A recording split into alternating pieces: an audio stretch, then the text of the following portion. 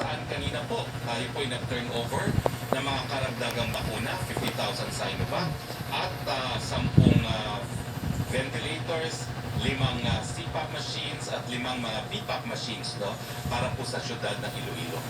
Kasama po natin ngayon ang alkalde po ng Iloilo City, walang iba kundi si Mayor Jerry P. Treñas. Kasama rin po natin ang kinatawan po sa Kongreso ng syudad ng Lone District of Iloilo City, si Honorable John Jam Baronda.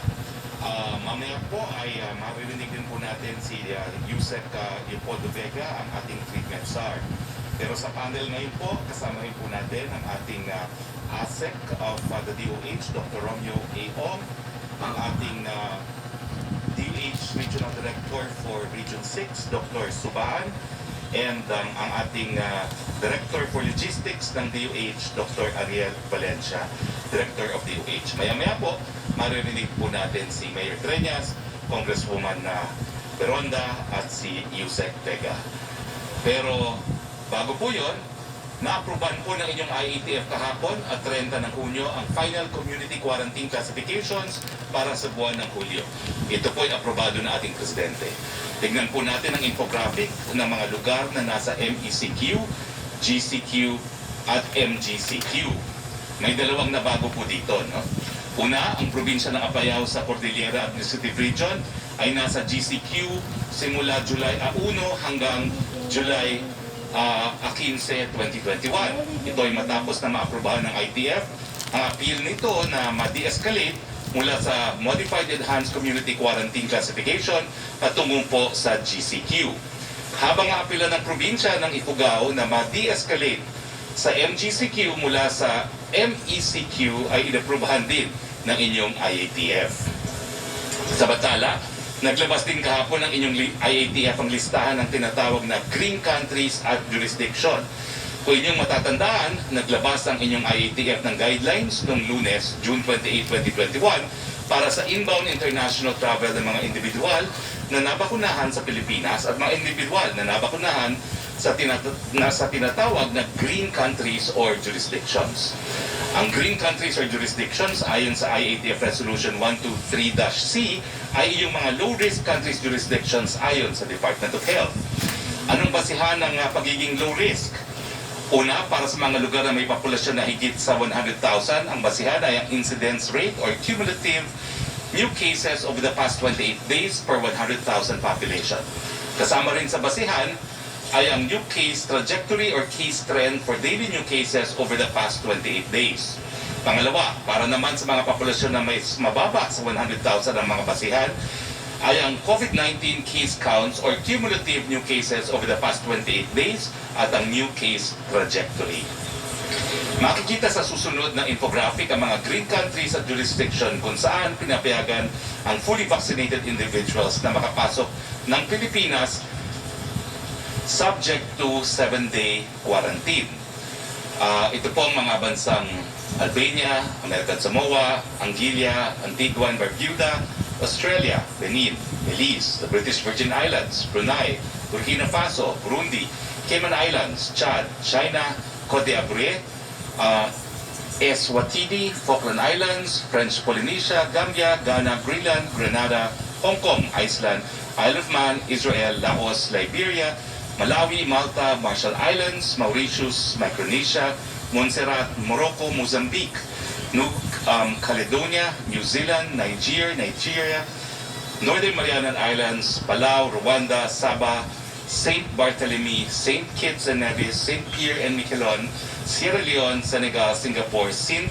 Eustatius, South Korea, Taiwan, Togo, Turks and Caicos Islands, UK, Vietnam at Zimbabwe.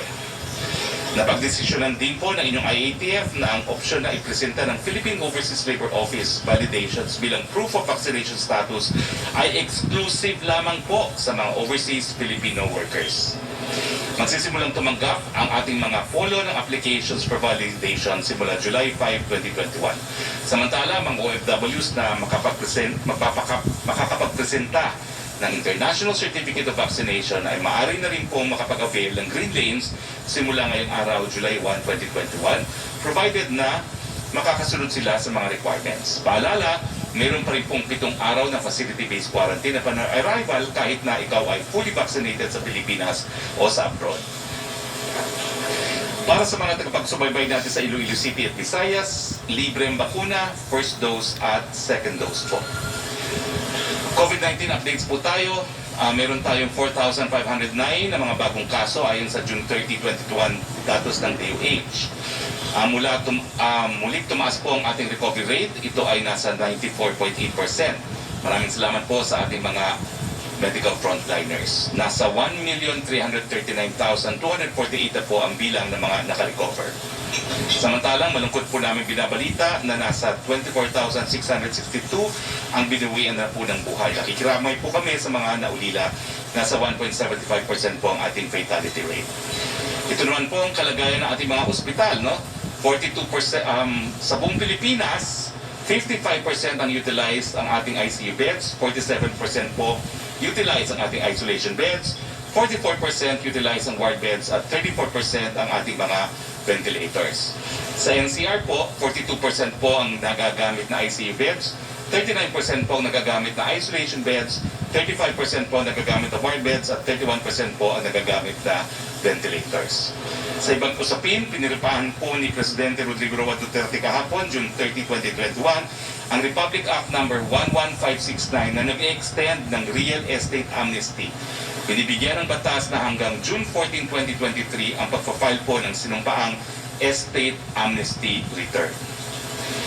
Isa pa pong good news, mamayang hapon po ay pangungunahan ni Presidente Rodrigo Roque Duterte kasama ni DOTR Secretary Artugade ang inauguration ng LRT2 East Extension Project. 2 istasyon po ang madadagdag sa LRT2, ang Marikina Pasig Station at ang Antipolo Station. Ang proyektong ito ay 2 decades in the making. 1999 ho nang ito'y unang pinilano. 2012, pinaaprubahan ng NEDA Board at taong 2017 naman nagsimula ang aktual na construction. Sa pagbubukas ng LRT2, bababa ang travel time mula Recto sa Manila hanggang Antipolo, Rizal, mula sa kasalukuyang 3 oras na biyahe gamit ang bus o jeepney sa 30 to 40 minuto na lamang. Oras na maging operational ang proyekto sa July 6, 2021, madadagdagan ng 80,000 na pasahero kada araw ang kasalukuyang 240,000 passenger capacity ng LRT2. Sa ibang usapin, ang buwan ng Hulyo ay Nutrition Month. Ang Nutrition Month ay may temong malnutrition patuloy sa labanan, first 1,000 days tututukan. Ito ay panawagan para sa lahat na magtulong-tulong para lutasin ang magbuhang problema ng malnutrition sa ating bansa at paintingin palalo ang mga serbisyo sa first 1,000 days ng buhay. Sa kampanya na pinangunahan ng National Nutrition Council, pinapahalagahan ang wastong nutrisyon para mapalakas ang ating resistensya laban sa sakit, lalo na laban sa COVID-19, makamit ang tamang paglaki ng mga bata at maging produktibo ang ating mga mamamayan. Mabuhay po ang National Nutrition Council. Dito po nagtatapos sa ating presentasyon. Unahin ko na po si Mayor Jerry Treñas. Mayor Treñas, kamusta na po ang estado ng COVID sa ating syudad at ano pa po ang mga iba pa ninyong mga pangangailangan dito sa syudad? Secretary, first of all, I would like to thank the National IATF through you, Secretary Roque and Secretary Galvez, for allowing the delivery of 50,000 Sinovac vaccines to Iloilo City. Aside from this, we have seen the ventilators, the high-flow oxygen cannula, and additional PPE for our frontliners. Kami po nagpapasalamat kay Presidente Rodrigo Duterte at saka sa national government sa mga tulong na pinadala dito. Papasalamat din kami sa presensya ni Yusek Leopoldo Vega, ni Asek Ong, ni Director Ariel ng DOH kasi kailangan namin ng tulong para improve ang amin na healthcare capacity. And we need all the support that we can get. And we are very thankful to the national government and especially to you for your physical presence here in Iloilo City. Thank you very much. Thank you very much, Mayor Treñas. May we ask for a few words from our Congresswoman of the Lone District of Iloilo City, Congresswoman Jamjam Baronda. Thank you. Thank you so much. Thank you so much, Secretary Harry Roque. Of course, the presence of DOH and together with Mayor Jerry Treñas, Ilonggo felt the presence of the national government. And we would like to say thank you in advance to President Rodrigo Roa Duterte. And of course, salamat din sa kay Secretary Galvez, Secretary Lorenzana. And I would like also say thank you to Secretary Beto Bello because after this we need to rebuild the economy. He gave us 50 million pesos para sa COVID adjustment program para sa 10,000 rand per sector for Iloilo City. So again, thank you sa vaccines. I hope that with the support of our barangay captains, with the support of every Ilonggo, with the leadership of our beloved Mayor Jerry Treñas who is so assertive, matulungan po natin at together we will face this COVID. Salamat, Secretary. Kasama rin po natin ngayon si Treatment Czar Yusek Vega. No? Yusek, ano po ang plano nyo while you are here in Iloilo? Because I understand you will be spending the night here in Iloilo. The floor is yours, Yusek Vega. Good morning po sa lahat, Spokary, Mayor Jerry, and of course, Congresswoman Jamjam. Unang-una po, papasalamat kami for the very warm reception given to us by Iloilo City and the city officials here. Ang Iloilo po ngayon at present is a moderate risk category. That means that the two-week growth rate is already negative, but the ADAR, which is the average daily attack rate, is still high. But ang problema po sa Iloilo City ay yung HCUR, yung ating healthcare utilization rate, lalong-lalo na sa intensive care units kasi nasa critical risk position. And this is the reason why we are here together with the Secretary and my DOH family to talk to the different medical directors and hospital institutions, both public and private, on how best we can adjust to the crisis or to the surge that we have here in Iloilo. That means that we need to come up with better strategies on making sure that the critical and severe cases from in Iloilo and from the nearby provinces will be can access the critical care units here in Iloilo City. So on behalf of the Department of Health, Secretary Francisco Duque, we are here to support Iloilo City. Okay, tuloy na po tayo sa open forum and you can ask any questions from anyone in the panel. No? As usual po, when we go on an out-of-town press briefing, we will be alternating. Unahin po natin ang Malacanang press corps and then the local media will be moderated by our Lizelle Lamasan of the Philippine Information Agency. So, Yusek Roque, go ahead please. Good afternoon, Secretary Roque, at sa ating po mga bisita from Laila Salaveria of Inquirer. Question number 1 niya, what does the government think of the World Bank report that based on 3 multi-country assessments, Philippine students are failing poorly in math, reading, and science even before COVID, and the crisis in education will have been made worse by COVID? Nakikitang dahi. Disturbing po and very alarming. And I'm sure Secretary Lynn Briones and her team at the Department of Education will sit down and study as well as discuss ways forward upon receiving this World Bank report. Huwag po kayong mag-alala, pag-aaralan po mabuti natin kung ano yung sinasabi ng report at titignan po natin kung paano natin mababago ang ating curriculum, lalo-lalo na sa panahon po ng pandemya. Second question po niya, since face-to-face classes are out of the picture for now, what interventions will it do to improve the quality of education and address other concerns such as students' low growth mindset and poor nutrition? Well, sa poor nutrition po, no, I was the author in the 17th Congress of the masustansyang pagkain para sa mga kabataan. No?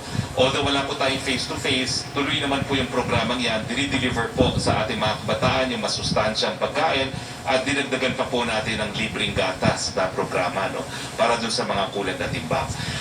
Pagdating po sa mga innovations, palagi naman po nag-i-innovate ang ating Department of Education. We are on blended learning po. We utilize modules, we utilize TV, radio, as well as computer-aided forms of educational material po. But I'm sure that the process of adapting to the new normal continues, and the Department of Education will continue to introduce innovations. Third question po niya, what has the President said, if any, about reports that allege drug lord Peter Lim has slipped out of the country? Well, wala pa po namang kumpirmasyon po yan, no? Dahil ang sabi po ng ating Department of Justice na under po ang immigration, wala pa po silang record na nakalabas po si Peter Lim. No?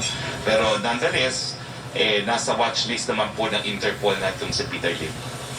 At saka I'm sure po na gagawa ng hakbang ang DOJ to cancel his passport and to make sure that because he has no travel documentation, that wherever he may be, kung abroad man siya, ma-alerto yung mga receiving state kung nasa saan siya. Last question po ni Laila Salaveria, what does the palace say to concerns that this shows that the drug war only targets the poor and treats those with connection and influence differently? Unang-unang po, wanted si Peter Lim. Wala po siyang kalayaan. Pangalawa po, nakakulong po si Senator Laila de Lima. Proof na hindi lang po mahihirap ang tinatarget dito sa war on drugs. Thank you, Secretary Roque. Punta muna tayo kay Lizelle for local media question before we go to a Zoom question from Mela. Go ahead, Lizelle. Good afternoon, everyone. I am Lizelle Marilamason of the Philippine Information Agency, and at this time, I'd like to acknowledge Mr. Joel Franco of RMN Iloilo for his question. Secretary, good afternoon. Ano bang guidelines natin in allocating vaccines sa mga LGUs? Because seemingly, parang may pabago-bago tayong sistema on how we allocate vaccines sa bawat LGUs. Pabago-bago po talaga yan kasi depende sa sitwasyon ng COVID sa iba't ibang lugar. So kung dati po walang prioridad ang Iloilo City, ngayon po meron ng prioridad because of the recent surge. Kaya nga po nagkaroon tayo ng tinatawag na NCR plus 8 plus 10 at kasama na po sa area na mabigyan ng prioridad ang Iloilo City. And this explains why medyo malaki po yung na-deliver natin ngayon, no, na 50,000 na Sinovac. So, do we say na pag hindi magkakaroon ng surge sa isang LGU, hindi sila makatatanggap ng this much na number of vaccines? Well, ang ating allocation po really is dependent on population, no? And incidence of COVID. Yun yung kinukonsidera po natin. There is actually a mathematical formula in the same way that we have a formula for our community classification. No? So we always look at yung 2-week average attack rate, yung average attack rate, healthcare utilization rate, also in giving in determining the allocation of a given area for vaccines. Uulitin ko po, vaccines will prevent diseases, pero ang epekto po ng vaccines will be felt 5 weeks later. So kinakailangan po ang primary weapon natin against the COVID is prevention, mask, hugas, iwas, and detection sa aggressive testing po natin, isolation, contact tracing. Kukunin ko lang po yung reaksyon nyo sa sinabi ni Mayor Jerry Trias kanina na parang iba yung vaccine na yung binibigay sa mga malalaking syudad doon sa NCR tapos iba naman dito sa lungsod ng Iloilo. Well, meron pong cold storage capacity ang Iloilo City, so makakarating po sa kanila yung mga dito po, yung mga sub-zero vaccines. Kakadating nga lang po ng isang araw ng Moderna. So give it time po, no? Makakarating naman po yan sa lahat ng mga urban centers na merong cold storage capacity. So hindi lang po Moderna yan. Meron po tayong 40 million na darating na Pfizer, and Pfizer will make it also to Iloilo City. Okay, Mela Lesmoras of PTV4 by Zoom, please. Hi, good afternoon, Secretary Roque at sa ating mga guests po ngayon. Secretary Roque, on green front list lang po. I understand na sa IATF resolution na rin naman ito, pero para mas marinig ng ating mga kababayan, lalo na ibang nagtatanong bakit yung kanilang bansa na pinagtutuluyan ngayon ay wala sa listahan. Ano po ba yung mga naging basehan ng ating IATF at ng DOH sa pagpili nitong green front list? At ito po ba ay definite na o may chance pa na madagdagan pa sa mga susunod na araw at buwan? Well, depende po sa kaso ng COVID dun sa mga lugar na yon, mababago po yan. Pero tinitignan po natin, hindi lang yung percentage ng mga napakunahan sa mga areas classified as green countries, kung hindi, yung prevalence rate din po, no? Binasa ko po kung ano yung criteria, no? So, similar po yan do sa tinatawag nating attack rate at 2-week attack rate na binabasehan natin sa ating quarantine classification. Siyempre po, titignan natin yung dami ng COVID dun sa mga lugar na yan. Alam ko po, marami nagtatanong na ang Estados Unidos hindi pa po kasama dyan sa tinatawag nating green countries kasi mataas nga po ang mga kaso ng COVID sa Estados Unidos ngayon. Opo. At Secretary Roque, another follow-up po about sa green countries kasi may mga OFWs po tayong nakausap na like sa Hong Kong, may ilan na pwedeng umuwi pero nasa 8 days lang or 2 weeks or mas maunti nga lang. So ang tanong ng ilan, may chance po kaya na dumating yung panahon na wala ng quarantine at all, swab test na lang. At if ever man, kailan po kaya natin nakikitang darating yung panahon ganito? Well, ang tanong mo, if there is a possibility, there is always a possibility. Pero sa ngayon po, from what I know, no, wala pa rin pong bansa na hayaang pumapasok ang kahit sino na wala pong quarantine. Lalong-lalo na po dahil meron nga po tayong Delta variant.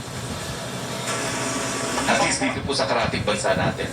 I know that people can freely go to the United States, no, without a quarantine requirement, pero increasingly dito po sa lugar ng daigdig kung saan na tayo, talagang meron pong quarantine requirement. Although marami na pong nag-lessen to 7 days ang quarantine period para sa mga vaccinated individuals gaya po ng ginawa natin.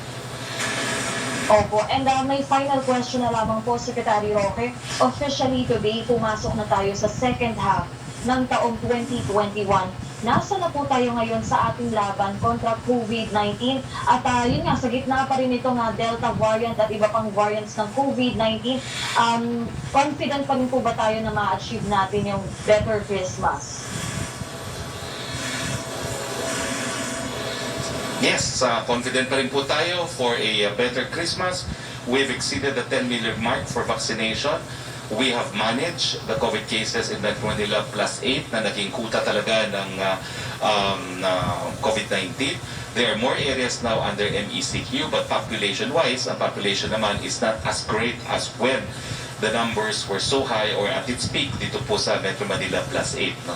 And we're confident that with more supplies of the vaccine coming in, mas maraming mabibigyan ng protection and we can move towards containment and a better Christmas this year.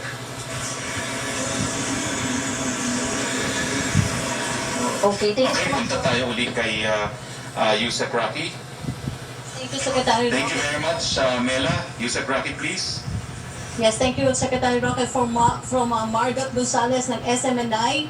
Within this week daw po ay lilipad na si Senator Manny Pacquiao para sa fight niya sa laban niya sa Agosto. Totohanin ba ni Presidente ang bantaan niya sakaling mabibigo ang senador na magpalabas ng listahan ng mga korap na ahensya? Well, inaantay po ni Presidente yung listahan ng mga korap na ahensya ni Senator Pacquiao, no? Gaya ng sinabi ko kahapon, bagamat sinabi niya isa doon sa ahensya ngayon ay DOH, talaga naman pong naimbestigahan na yan fully ng Senado, no? So wala pong bago doon sa sinabi niyang departamento na DOH.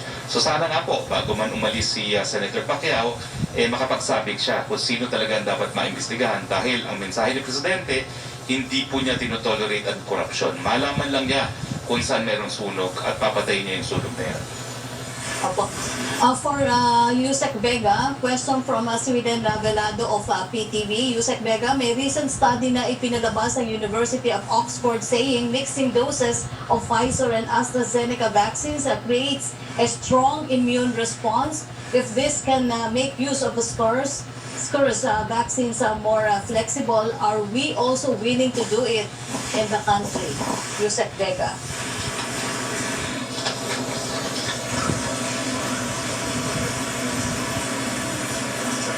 Yusek Vega, nakuha niyo po yung question. Unfortunately, can we find the way to have a monitor so we can hear the questions here? Subukan lang natin na kasi all the rest of the panelists, hindi nila naririnig yung nangyayaring mga questions and everyone else, no? So if we could find a way to broadcast, siguro even through a cellphone na lalagyan natin ng mic para alam lang ang mga questions. But Yusek Vega, the question is, may recent study na linabas ang Oxford po saying mixing doses of Pfizer and AstraZeneca creates a strong immune response. If this can make use of SCARS vaccines more flexible, are we willing to do it in this country? Thank you, Spokari. Tama ho yun. There's a preliminary results na lumalabas na itong mixing and matching of different vaccine platforms kagaya ng AstraZeneca at saka Pfizer has been done. And they found out that people injected with AstraZeneca and Pfizer or the other way around had good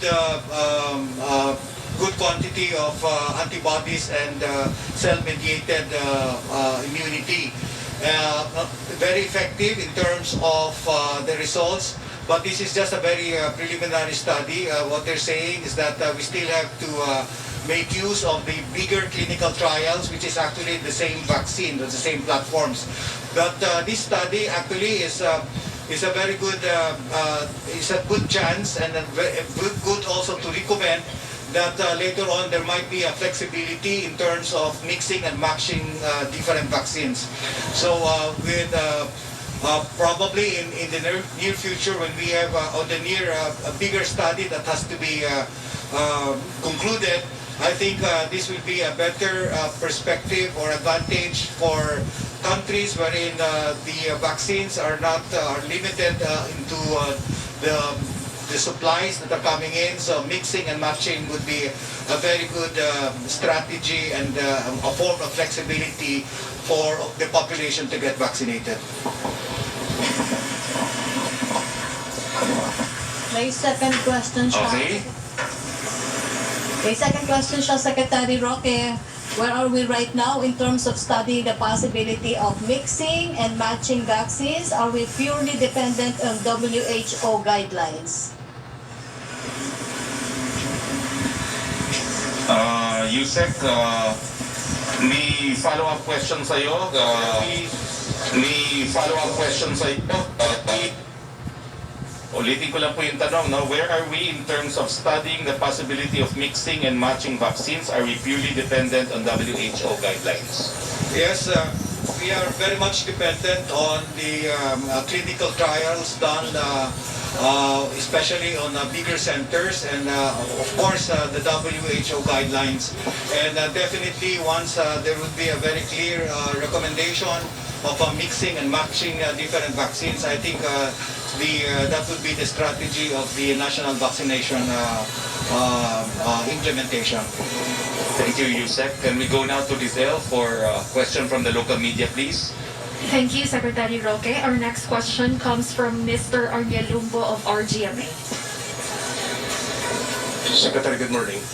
Are we saying here that the rollout is dependent on whether deaths and sicknesses are prevalent and on the rise before national government attention is given? No, we are distributing vaccines to all on the basis of population. But of course, we are giving more to areas with local surges. So it depends on the recommendation of DOH or every region. It will depend on the recommendation of experts, yes, and epidemiologists. One more thing, Secretary. When we can see a realization of equitable distribution of vaccines, ano ang inyong masasabi sa mga Ilonggo who are desperate for protection? Alam niyo po, ang katotohanan, hindi po sapat ang bakuna sa ngayon. Lahat po ng ating mga kababayan ay sasabi, kulang po ang bakuna. Yes, there are more sometimes given to Metro Manila plus 8 areas, not only because of the higher cases there, but also because of the higher population. But it is never enough as of now. Hindi lang po tayong nauubusan ng supply, buong Pilipinas po yan. We ask your indulgence po because unfortunately, we do not manufacture the vaccines. Meron po talagang scarcity of supply worldwide. Ngayon po, lumuluwag na po ang supply because yung mga mayayamang bansa na naunang kumorner ng mga bakuna ay natatapos na po ng kanilang vaccination program gaya ng Estados Unidos na inaasahan natin magdedeklara ng independence from COVID sa July 4. So lumuluwag nga po ang supply. Kaya nga po naka-order na po tayo ng 40 million na Pfizer. Hindi lang po Iloilo nagkukulang ng vaccine. Lahat po ng syudad, lahat ng probinsya, lahat ng sulok ng Pilipinas, kulang po talaga ang vaccine. Kasi hindi po dumarating siya ng isang kulto lamang. Unti-unti po talaga ang pagdating. Kaya nga po, doon sa unti-unti na pagdating ng supply, mayroon tayo binibigyan ng priority, yung mga most vulnerable. At ngayon po, habang dumadaming supply, ini-include na natin ang economic frontliners. So humingi po kami ng pasensya dahil yan po ang realidad. We cannot do anything about it. Sabi nga po ni Secretary Galvez, kahit anong gawin natin na talagang we're limited by the fact na kakaunti po talaga ang supply ng mga bakuna. But I think our strategy worked kasi kung inantay natin yung mga preferred vaccines na ginagawa sa West, we would not have successfully vaccinated in excess of 10 million people already before the first sizable amount of Western vaccines arrive in the country. So, I ask for the patience po of my kapwa Ilonggo. Hindi lang po tayo ang talagang nagreklamo na kulang ang vaccine. It's the whole Philippines po. Because right now, wala pa pong 20 million ang dumating na bakuna sa ating bansa. Okay. Acuña, please. Okay, punta tayo kay Melo. Acuña, please, by Zoom. Tayo kay Melo. Acuña, please, by Zoom. Tayo kay Melo. Acuña, please, by Zoom. By Zoom. By Zoom. No, Acuña, please, by Zoom. By Zoom. By Zoom. Go ahead, Melo. Okay. Kung wala pa si Melo, perhaps we should go to Kung wala pa si Melo, perhaps we should go to Yusek Roque, please. Secretary Roque, question from Chris Jose of Remate. Reaksyon sa sinabi ni Senator Pacquiao na dalawang bagay ang kaya niyang panghawakan. Hindi siya piwali at hindi siya sinungaling. Nagugat ito sa naging hamon ni Pangulong Duterte na pangalanan po ng Senador ang mga corrupt officials sa gobyerno matapos naman ang naunang sinabi ni Pacquiao na malala ang korupsyon sa kasalukuyang administrasyon. good for him po. Good for him po. But patuloy pong inaantay ni Presidente yung sinasabi niyang mga korap na ahensya nang sa ganun. Titignan ni Presidente kung talagang kinakailangan may sibakin dyan. No? Pero kinakailangan sabihin niya kung saan yung korupsyon, anong ahensya yan at anong ebidensya niya. Opo. Ang second question po niya, ano ang nakikita ng Malacanang sa motibo ni Pacquiao na tila binabangga si Pangulong Duterte? Sa tingin niyo, tama ba ang estratehiya ng senador para lamang maging bukang bibig ang kanyang pangalan hanggang sa halalan? Politika po yan, no? Alam naman natin lahat, gustong tumakbo ng Presidente ni Senator Pacquiao. Sa akin po, hindi tamang estratehiya yan. Kasi napakatagal naman pong nagsama ni Senator Pacquiao at ni Presidente. At sa ngayon po, wala pa naman pong pinapangalanan pang tao ang presidente na iendurso niya para maging presidente sa susunod na halalan. At paulit-ulit ko nga po sinasabi, no? Pinakita ni presidente sa isa sa tatlo na posible sana niya noon na na-endurso for president is Senator Manny Pacquiao. Hindi ko po alam kung bakit hindi nakapag-antay si Senator Manny Pacquiao. Opo. Ang sunod po niya tanong, suportado ba ng Malacanang ang multa o community service laban sa mahuhuling magtatapon ng basura sa estero, ilog at kanal na itinuturong dahilan ng MMDA kung bakit nagbabara ang mga pumping station sa Kalakhang, Maynila? Pumping station sa Kalakhang, Maynila. Suportado po yan, pero alam ko po meron din tayong existing laws, no, that provide for more than just community service or fines sa mga nagtatapon po ng basura sa mga esteros. Nagtatapon po ng basura. Yung last question po niya, at bilang abogado, ano daw po ang tamang parusa sa mga taong mahuhuli magtatapon ng basura sa estero? Magtatapon ng basura sa estero. Depende po yan sa ordinansa o sa batas. So, we have to refer to existing laws po dahil nulong krimen, nula po na sinileche. Wala pong po pwedeng parusa kung wala pong batas o ordinansa na nagpapataw ng parusa. Okay, punta na tayo uli kay Lizelle, please. Thank you very much, Yusek Roque. We have Ms. Jeremy Ventar from Action Radio. Good afternoon po, Secretary. What are your thoughts, Secretary, sa speech ni Mayor Jerry Trillanes na kulang po yung binibigay na bakuna ng National IATF sa Iloilo City? Well, I acknowledge po na kulang talaga ang binibigay na bakuna sa buong Pilipinas, not just to Iloilo City. Yes. And we wish we had more vaccines. Pero as it stands po, talagang kulang po dahil kulang po talaga ang supply. Here po in Region 6, there are government agencies and barangay captains who were reported to have violated the health protocols, particularly on physical distancing, consumption of liquor in public place, and the conduct of mass gathering event despite express prohibition of local guidelines and IATF guidelines. What are your thoughts regarding this, Secretary? Well, nananawagan po tayo sa ating mga lokal na pamahalaan, kinakailangan po ay i-apprehend itong mga lumalabag sa minimum health protocols kasi ito po talaga yung dahilan kung bakit dumadami ang kaso ng COVID.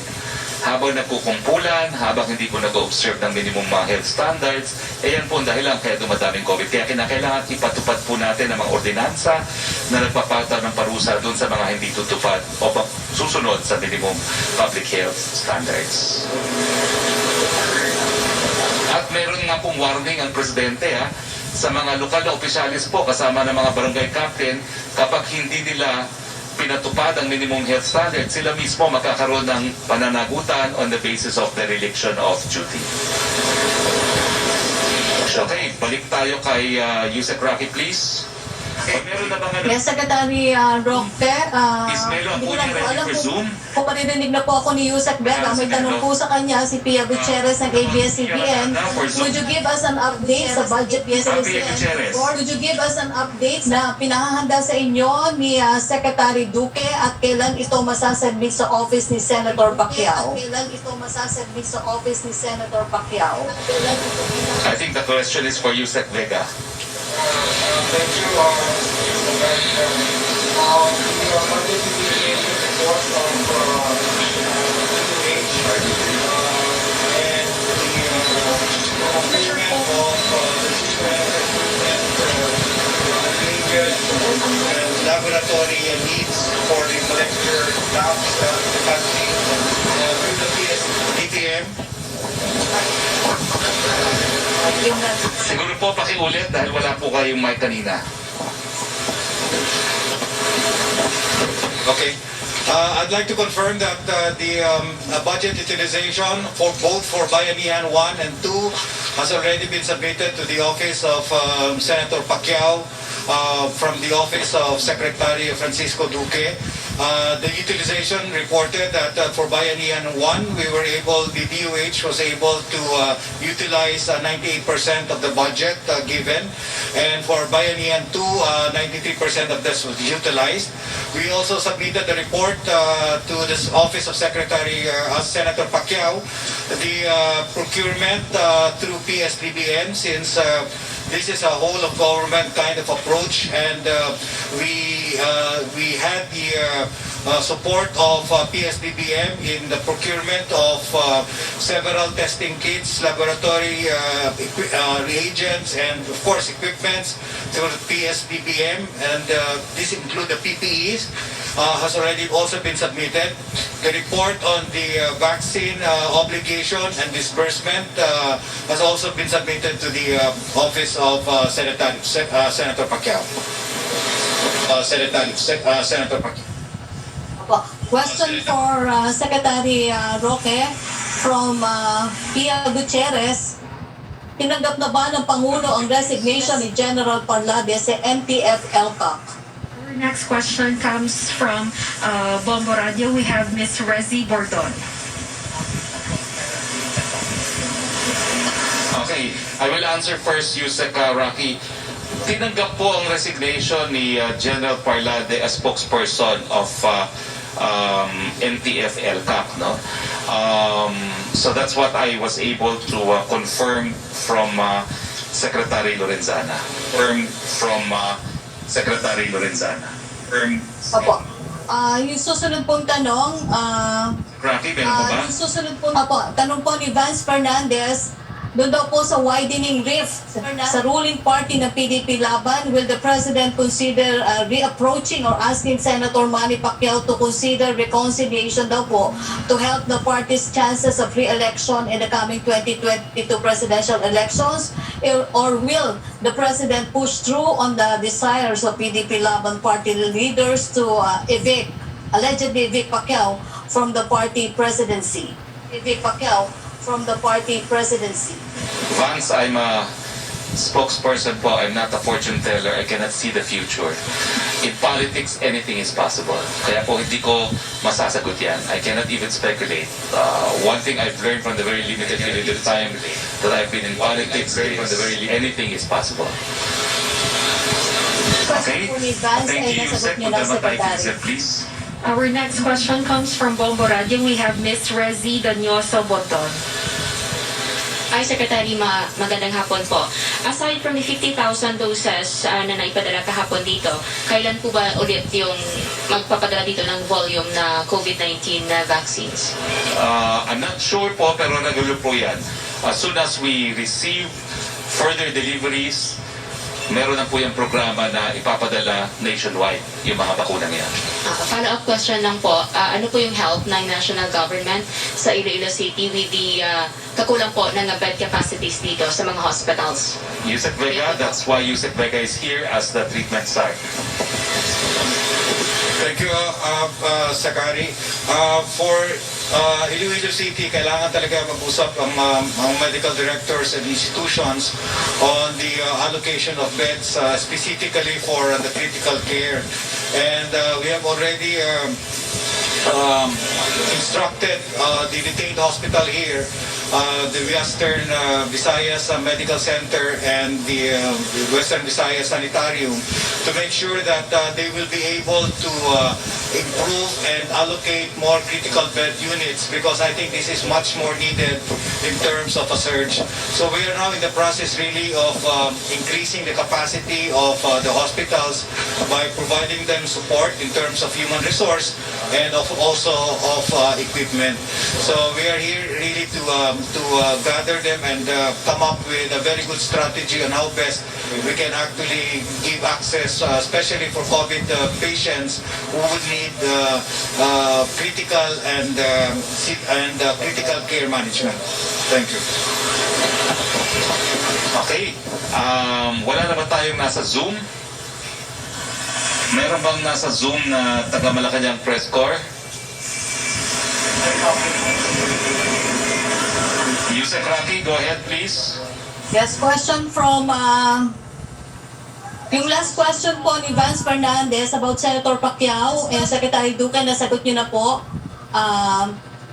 From Lanes Capante of GMA News Online, 2 suspects arrested by NBI for kidnapping in Manila are claiming they are police assets and that they get paid for kidnapping drug suspects. Is the palace of President aware of this practice by law enforcers? Yan po yung illegal. Pero let me state na hindi po nila acknowledge na pulis sila. Sinasabi lang nila na they are police assets. That's an allegation. We'll have to verify that. We'll have to investigate. Napakadali po magsabi ng mga ganyang bagay. So, antayin po natin ang resulta ng investigasyon. From Joseph Morong of GMA News, are there any dangers to having 2 protocols for returning Filipinos like the one suggested in Cebu? Can this help avoid the entry of the Delta variant? Well, sa ngayon nga po, ang desisyon ng Presidente, lahat po ay dapat sumunod po sa isang protocol, 10 araw na facility quarantine, test on the 7th day na PCR, at kung negatibo po ay release, and the last 4 days of quarantine will be at home. 4 days. Second question po niya, why was the appeal of Lucena City to de-escalate not approved? Sino po? Anong city? Lucena City po. Well, Lucena City okay, may formula naman po yan, no? Yung 2-week ADAR, average daily attack rate, at saka ang pinaka-importante, healthcare utilization. Talaga pong kapag critical, lalong-lalo na ang ICU capacity ng isang lugar, mahirap po mag-de-escalate. Kasi saan mo dadalhin yung mga magkakasakit na critical po, no? Kung wala ng facilities. Yes, punta tayo kay Lizelle ulit. At this time, we have Mr. JP Hervas from Radio Pilipinas. Magandang hapon, Secretary. Go ahead, Darating please. na Hulyo 15, magiging higit 50 araw na mula nang isinailalim ang Iloilo City sa NECQ status. With that, may aasahan pa po bang karagdagang ayuda ang mga mamamayan ng Iloilo in order to survive this NECQ status? Ang question is, by July 15 or? Yes po, by July 15 po, magiging 50 days na po, yung higit 50 days na po yung NECQ status. Ano po yung may karagdagang ayuda po ba na ibibigay ng national government? Walang alam ko po, ang DSWD should be giving ayuda also to areas under NECQ.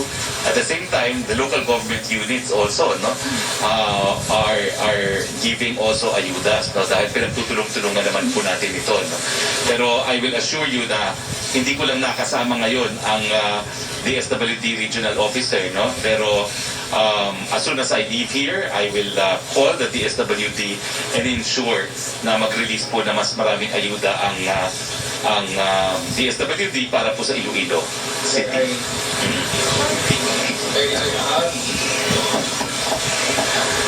The reason why Iloilo City requested for an appeal from the classification MECQ to GCQ with strict protocols is that our workers and our people are already hungry. And while Iloilo City continues to give out food assistance, Dole continues to give us tupad. We all know that the economic activities under MECQ are very limited. And that is why we requested for an appeal. Unfortunately, it was not approved by the IATF. I will be issuing an executive order later as soon as Secretary Roque is on his way.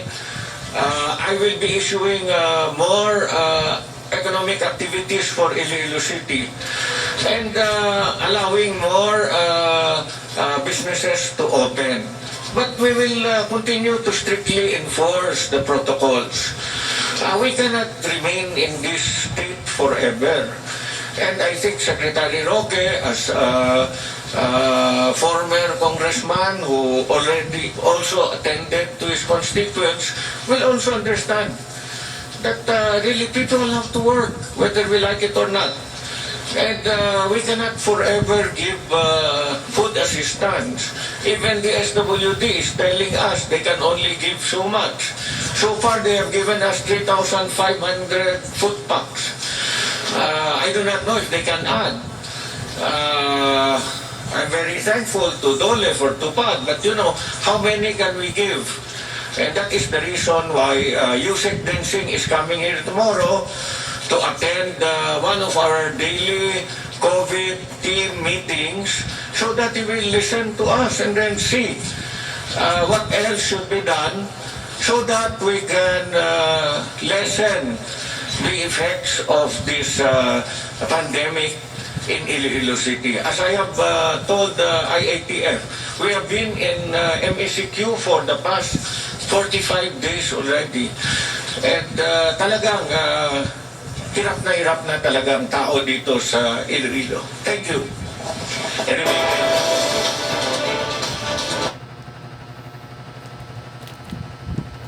kaya hindi kayo na-de-escalate is because critical po, lalong-lalo na yung ICU capacity ng Iloilo City. So kung madadagdagan po natin yan, that could be a good way of de-escalating to GCQ with restrictions. Yes, Lizelle? Secretary Roque, can we accommodate one more question? Go ahead, please. This time we have Sir Joey Marzan of the Daily Guardian. Go ahead, please. Magandang hapon po, spokesperson Roque.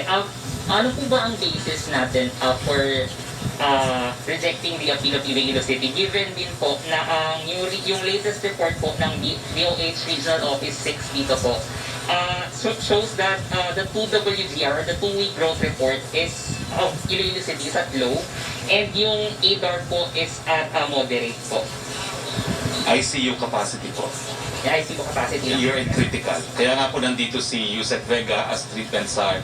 Titignan po niya if the bed capacity can be increased, if some regular rooms can be converted to ICU rooms. Kasi yun po yung ginagawa natin in other places. Well, alam niyo, we don't have to invent the wheel. In Manila alone, no, nung we had to declare ECQ, no, because kulang nga yung ating healthcare, lalo-lalo na yung ating ICU beds, ang ginawa natin talaga is to convert regular rooms into ICU rooms. So from 700, naging 1,400 ba ang ating ICU beds, and that enabled us to de-escalate the community quarantine classification in Metro Manila. So hayaan niyo po, Yusek Vega is here, he will not leave without a solution. Management man po itong si Yusek Vega. He's both a doctor and an MBA degree holder. No?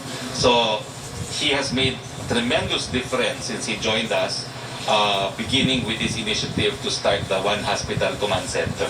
I think that's also one of the things that he will be implementing, a regional One Hospital Command Center, para we can utilize all the health resources, not just in the city, but in the entire Region 6. Follow-up lang po, sir, no?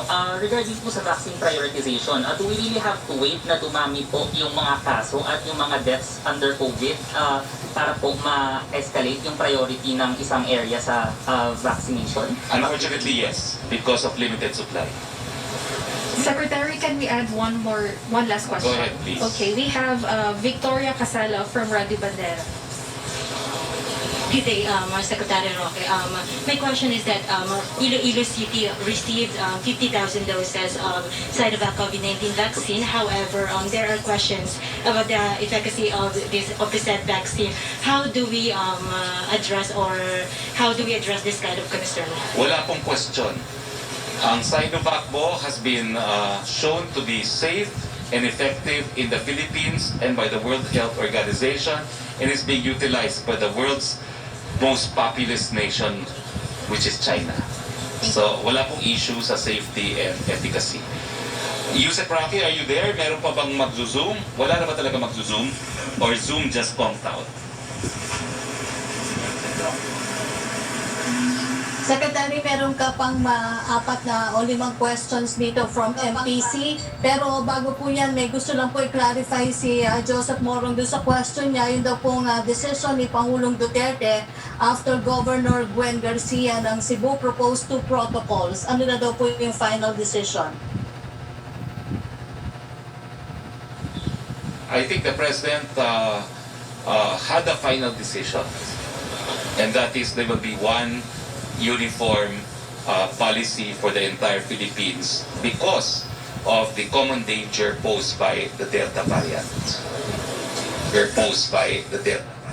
Question from Kylie Atienza ng Business World. Will the PALA support the calls of lawmakers for a full accounting of the funds disbursed under the Bayanihan 1 and 2 laws?